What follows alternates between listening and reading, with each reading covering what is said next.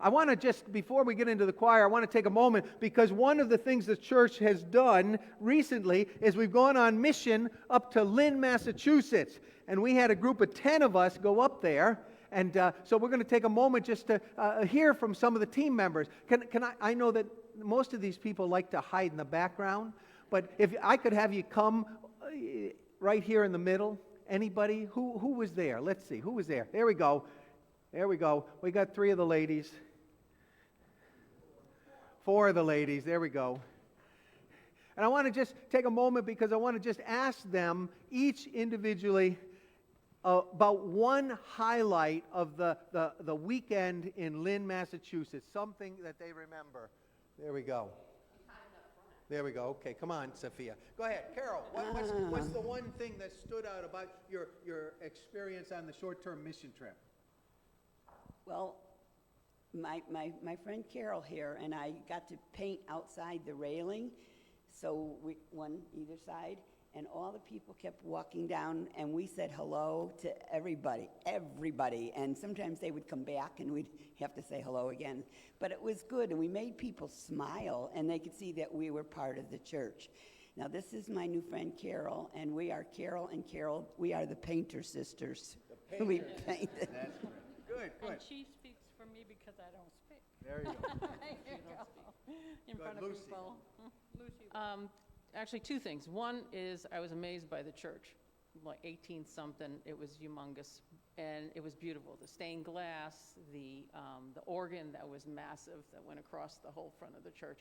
It was beautiful, and all the people in it. The second thing is all the people there truly loved that place, and the pastor was just so kind and loving to everybody, and he loved that place so much. So they were so grateful for anybody who walked in the door and wanted to help. And the big thing was whoever you met blessed you. So we had so many blessings that weekend. It was incredible, but I'll take them all. And you know, that's one of the things when you go on a short-term mission trip, some of us are very guilty. We think we're going to go do something for someone. But as you're already starting to hear, when you go on a mission trip, they do so much for you, and we get blessed. Go ahead, Sophia. I didn't really have anything planned to say. I got a lot out of it as well. Like, I wish that we had gotten to do more, but I was very happy and pleased to hear that they were able to finish what we weren't able to finish. Nancy had told me that the other pastors from the Guatemalan church that meets there as well were able to finish the fire escapes. Thank you. But that food that they fed us was just, still to this day, I haven't had anything better. There we go. And again, this church, the Washington Street Baptist Church, houses at least 3 congregations. There is the Anglo-White congregation, and then there is the Guatemalan congregation, and the third one was Dominican, Haitian? Dominican. And so the 3 churches, almost like the Church of All Nations there, all day Sunday, and various languages praising God from early in the morning to late at night. Kathy? All right, so this is, as often happens, you have too many bodies and not enough space to work. And so later in the afternoon on the second day, I was helping in the kitchen, went out to do more on the fire escape, which we were scraping and painting. There were too many people. What do?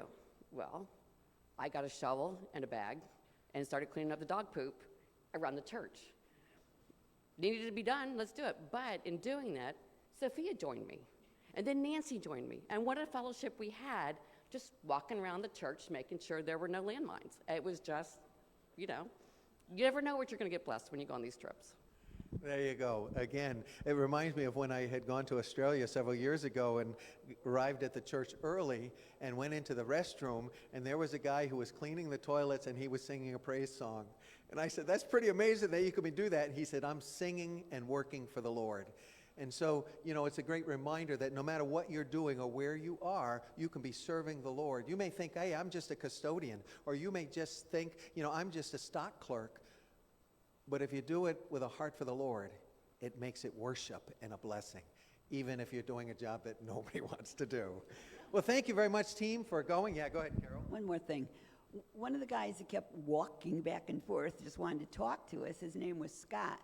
Well, we told him he'd better show up for church, and he did. And Carol sat on one side of him, and I sat on the other side. So we were all glad that we got to somebody else in. There we go. That's great. And that's a great reminder. You can always invite someone to church with you, right? There we go. Good. Thank you very much, team. We do have a video. I don't think we have it prepared today, but at some point you should look at it. It'll be on our Facebook page, and hopefully we can put it up on the website.